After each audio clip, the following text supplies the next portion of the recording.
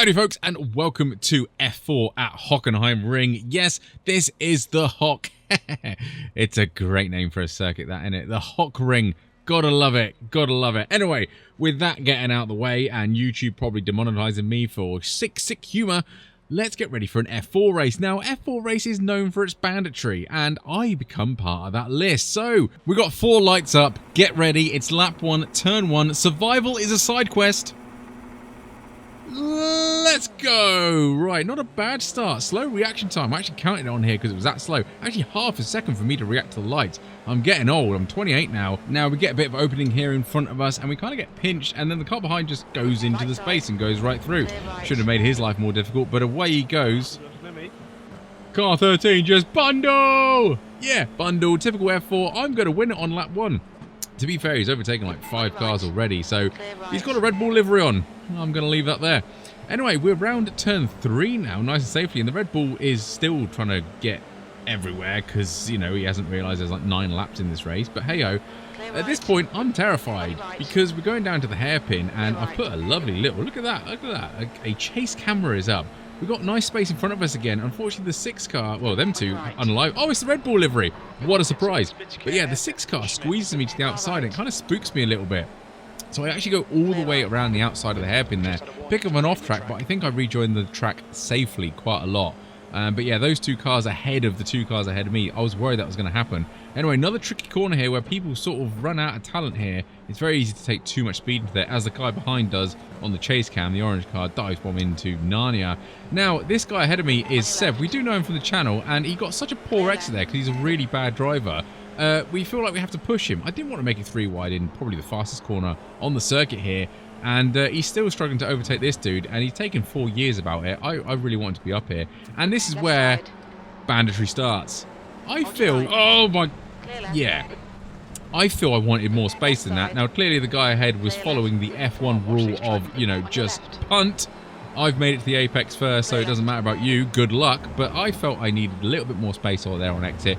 I potentially would have got the overtake done as well, but if, it's all if. Now, another Red Bull livery behind, which thankfully he backs out of this corner. Now, I don't know what happened between turn 1 and turn 2, but he decides to throw the common sense out the window and sends it 3 wide into this corner. I don't get the logic. I really don't understand.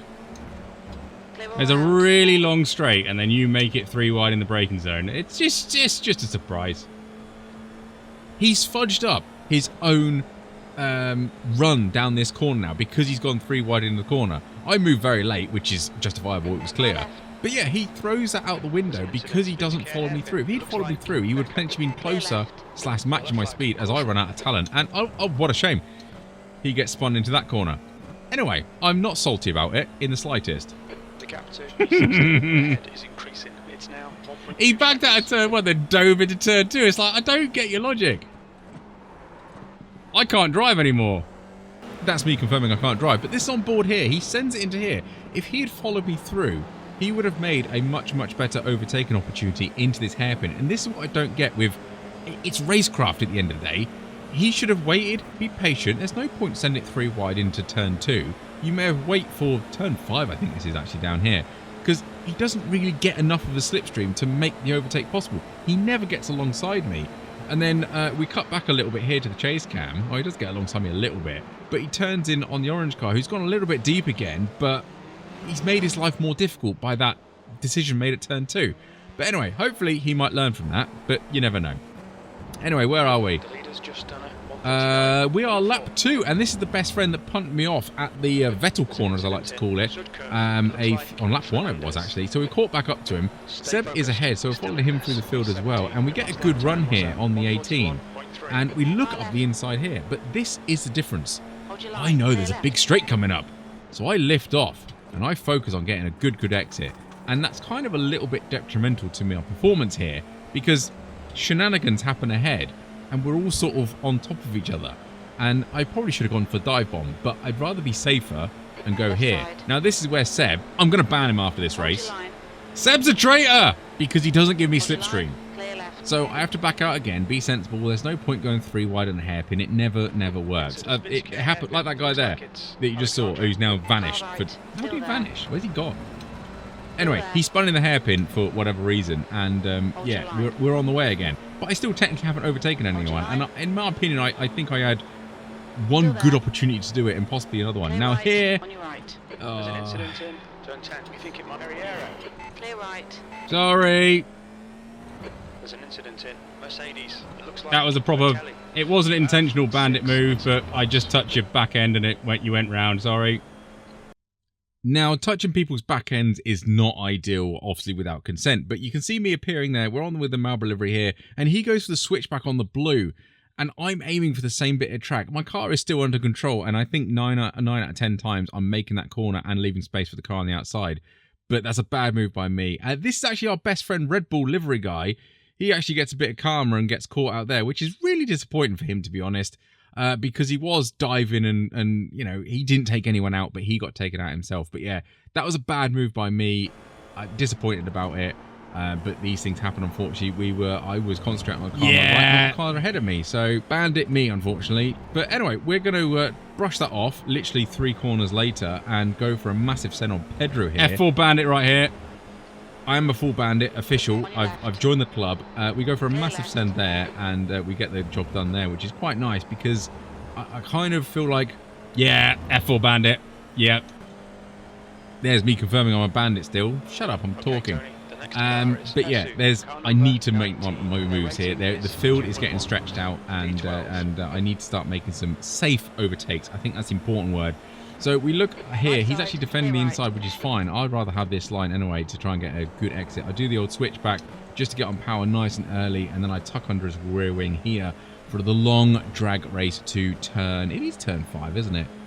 Or is it turn 6? I'm looking at the track map now. No, because apparently this is turn 5. Car left. How is this a turn? It's a full throttle zone. I didn't like that move because I moved out and then he reacted to it. But I'll give him benefit of doubt. He tries to squeeze me again there, but it's not happening. I'm just holding my line. Get to the apex nicely. Don't lock up, and away we go. Full throttle out there. Run away. Nice, clean overtake. And as I said there, time to run away. Now we cut back to lap 6, and this is my fastest lap without slipstream. So dabber brakes into turn 1. Get as close as you can to the sausage curb on the exit, and be careful of the exit curb. It is very, very bumpy. Bring the car over, keep it on the left-hand side, and then just before the 100 marker, just there, stand on the brakes, down into second gear, get a good turn in, let the car settle on apex, and get onto that throttle as early as possible. Don't worry about running too wide at turn 2, because turn 3 is flat out. So if you take it narrow, it doesn't really matter. All you need to do is try and minimize that steering angle and get a smooth exit out of 2 and carry that through 3, and apparently down here through 4 and 5, and then down here for the hairpin at 6. Now this is critical. You want a late apex here. Brake just before the curbing starts. Nice straight line here. Get the car into the corner. You don't need to clip the apex because it can be quite bumpy, but try and get as close as you can. Obviously, if you do put a tyre on it, it is ideal.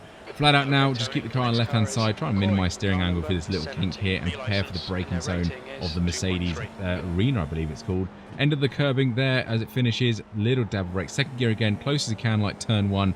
And get the car straight and over to this left-hand side for the little tickle through there. It should be flat out. Be careful of the exit curb here because you can grind the car and bottom it out. Get as close as you can to this wall. Dab of the brakes.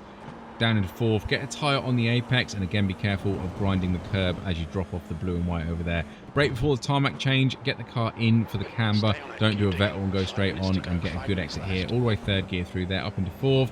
Try and be as smooth as you can. Get to the far left-hand side. As soon as you touch the curb on the left, dab of brakes. You can be 3rd or 4th through there, but be careful of that exit curb, that red one there, because you will bottom out the car, and use all of this exit curb because you can, and that is a lap. That's a 40.0. We did a 39.5, but that had a ton of slipstream. Now we cut back to lap 7. Uh-oh, Graham disconnected. Oh, that's a few spinners. So, few freebies there. That's interesting. It is. Let's have a look.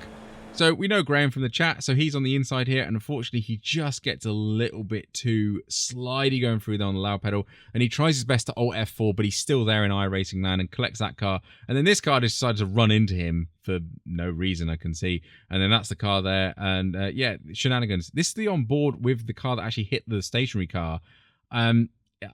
Yeah, I mean, I'm guessing you saw him late. I'm trying to give you the benefit of doubt. But his car is foobarred. I mean, he's going sideways and spinning again. Luckily, he doesn't collect anyone else. But that's a bad day for him. we cut forward again to this is lap 8. What is it? End of lap 8, going on to the last lap. And we have caught up with Seb and that name, car 17. We're not doing too bad. Now, the awkward thing here is car 17 is going to pick up the slipstream from Seb up ahead. So I need to be a bit more sensible and a bit more cunning with my overtake plan.